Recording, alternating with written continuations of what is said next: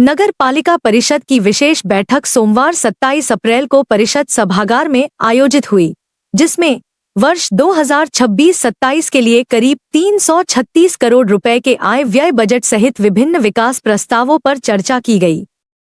बैठक नपाध्यक्ष भारती ठाकुर की अध्यक्षता में हुई।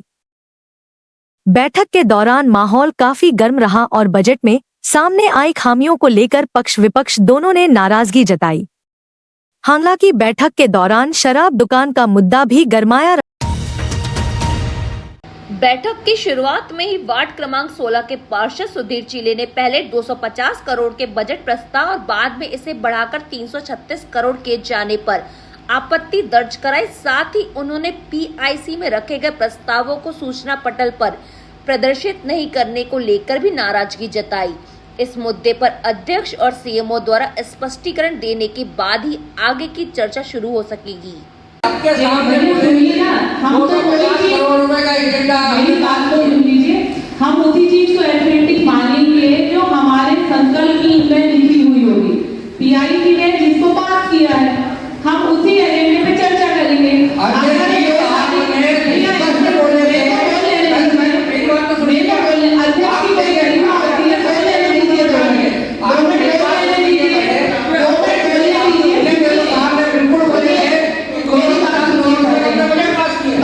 पार्षदों ने अपने अपने वार्डों में सड़क और नाली निर्माण कार्य में हो रही देरी तथा गुणवत्ता को लेकर गंभीर सवाल उठाए। उनका कहना था कि कई कार्य बिना एस्टीमेट और तकनीकी स्वीकृति के लंबित है और संबंधित उपयंत्री ध्यान नहीं दे रहे हैं। इंजीनियरों की कार्य प्रणाली को लेकर भी परिषद में तीखी आलोचना हुई। वहीं पूर्व लंबित कार्यों को लेकर भी पार्षदों ने जिम्मेदारों को खरी खोटी सुनाई।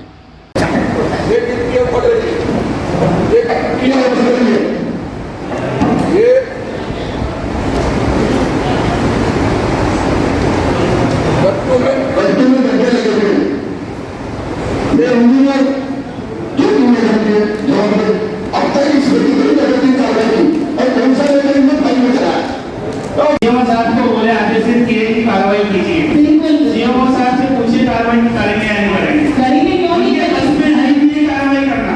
क्यों नहीं करेंगे? ये शिकायत मैं 4 महीने से कर रहा हूँ और अध्यक्ष जी बड़ी गंभीरता से पूरे सदस्य सुनिए। हम एक आवेदन देते हैं निर्माण कार्य के लिए अपने वार्ड में, आपको देंगे, सीएमओ साहब को देंगे जी, वो संबंधित शाखा में। आपने हमारे वार्ड में 4 महीने पहले दिवाली के पहले भूमि पूजन किया था। क्या आप लोकार्पण करेंगे इसका? बिना भूमि पूजन कर लिए रोड नहीं बनी, नाली नहीं बनी, क्या इसका लोकार्पण किया जाएगा क्या? जवाब दीजिए। हमारे सांसद आ गए, विधायक आ गए, नगर पालिका अध्यक्ष, सारे कर्मचारी आ गए। क्या तमाशा? बहुत बहुत धन्यवाद और आभार व्यक्त करती हूँ कि आपने समता तालाब को जो सौंदर्यीकरण किया है वो आपकी बहुत अच्छी पहल है। वहाँ जितने भी लोग आते हैं आपकी तारीफ करते हैं, इस परिषद की तारीफ करते हैं। एक बात और कहना चाहूंगी मैं, जिससे मैं बहुत आहत हुई हूँ, जो वार्ड क्रमांक 24 की दारूबाजी थी वो 25 में गई, अब 25 से उठ के वो 14 में आ गई। मेरा दिल बहुत बड़ा है, मैं चाहती हूँ कि शहर की और अन्य जो भट्टियां हैं वो भी वार्ड क्रमांक 14 में लाके लगा दीजिए। वो इसलिए बोल रही कि कुछ भी होता है तो वार्ड क्रमांक 14 कितना है, ये तेरा कांजी हाउस बनाना है वार्ड क्रमांक 14, ये तेरा स्विमिंग पूल बनाना है 14, अगर कुछ कचरा डालना है, गंदगी डालना है 14, तो ये ऐसा क्यों भाई? क्या वार्ड नंबर 14 में रहवासी लोग नहीं रहते हैं?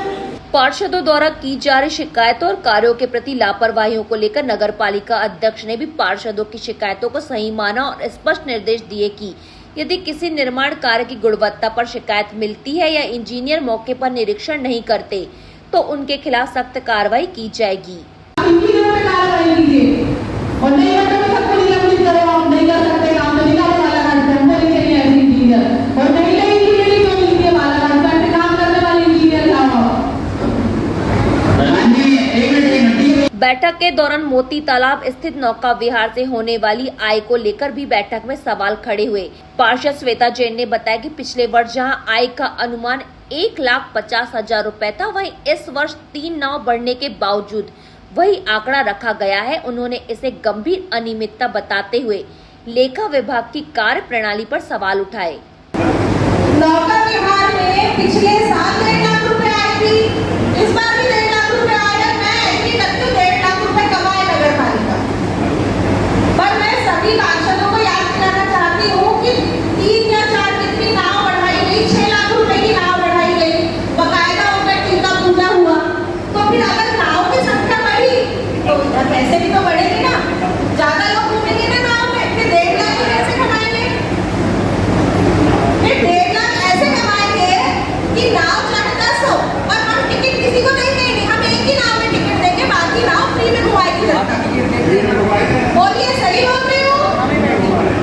देखिए परिषद के सदस्य एग्री कर रहे हैं कि कुछ नाव में लोगों को फ्री में घुमाया जा रहा है, इसीलिए तो 1.5 लाख का 1.5 लाख है। कैमरा उधर भी कर लीजिए थोड़ा। इस दौरान वार्ड क्रमांक 22 के पार्षद मनीष नेमा ने निर्माण कार्यों की धीमी गति को लेकर अपनी बात कहते हुए कहा कि जब तक किसी ठेकेदार का एक कार्य पूर्ण नहीं होता है तो उसे दूसरा कार्य ना दिया जाए। परिषद पहले यह सुनिश्चित करे कि ठेकेदार पहले पुराना कार्य पूरा करे, जिस पर नगर पालिका अध्यक्ष भारती ठाकुर ने भी अपनी सहमति जताई।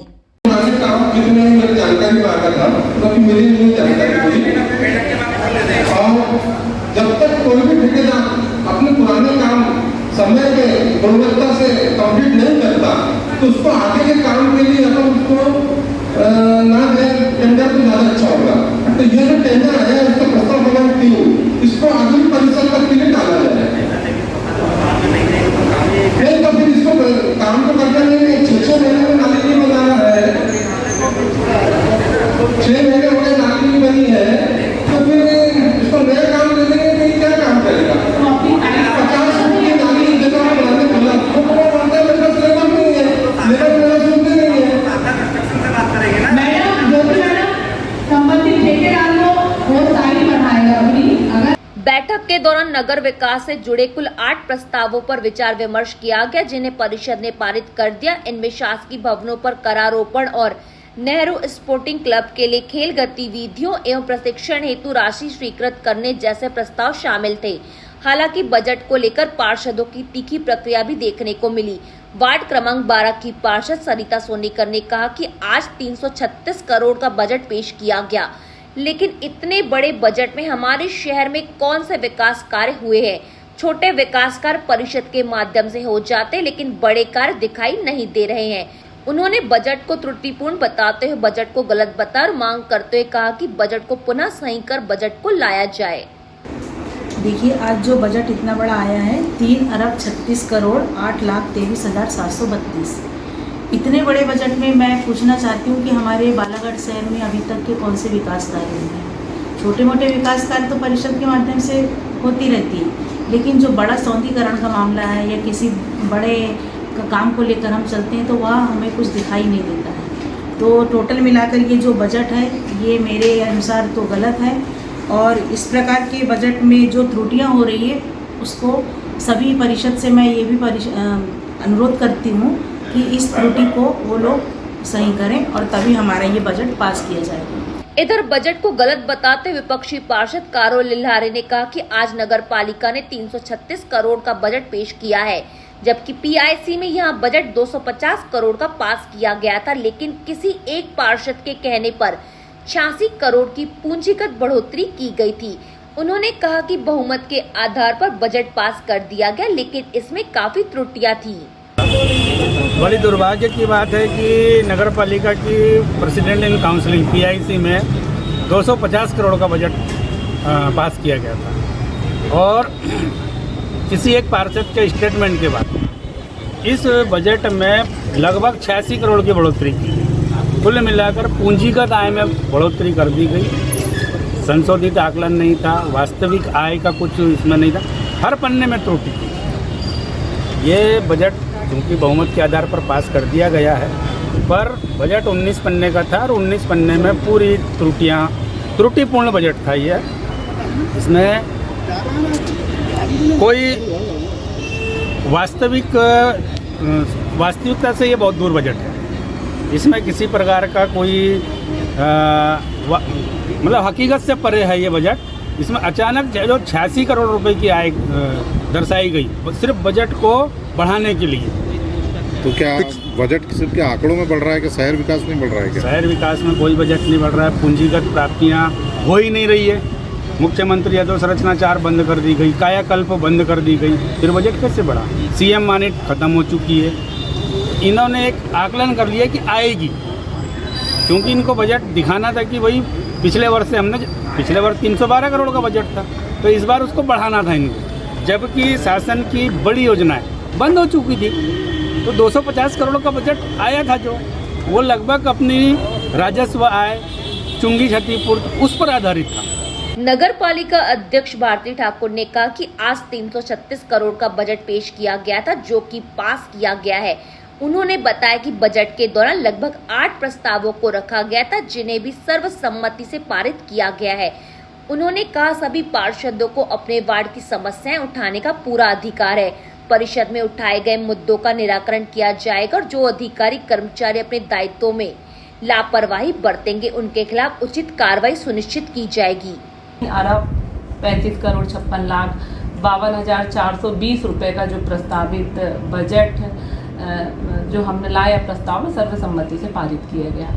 इसके अलावा जनहित से जुड़े हुए 8 से 9 प्रस्ताव भी इसमें लाए गए जो सर्वसम्मति से पारित हुए। इसके अलावा नारी शक्ति बंधन अधिनियम का जो हमारा बिल हमारी विरोधी कांग्रेस पार्टी के द्वारा जो पारित नहीं होने दिया गया, इस पर जो महिलाओं ने विरोध प्रदर्शन किया उससे संबंधित हमने एक निंदा प्रस्ताव भी इस परिषद में लाया, जिसमें महिला पार्षदों के द्वारा इसकी घोर निंदा भी की गई कि इस बिल को क्यों नहीं पास करने दिया गया और कांग्रेस की उस कूटनीति पर प्रकाश डाला गया। सभी पक्ष विपक्ष के पार्षदों ने इस पर खुल के डिबेट की और यह निंदा प्रस्ताव भी इसमें पारित किया गया है। इसके अलावा शासकीय भवनों पर करारोपण का एक इसमें जो प्रकरण आया, ये भी इसमें हमने संबंधित विभाग को जानकारी एकत्रित करने कहा था कि जितने शासकीय भवन हैं उनकी जानकारी एकत्रित करें और उस पर सेवा प्रभार अधिरोपित किए जाने के संबंध में जो प्रस्ताव लाया गया वह सर्वसम्मति से पारित हुआ।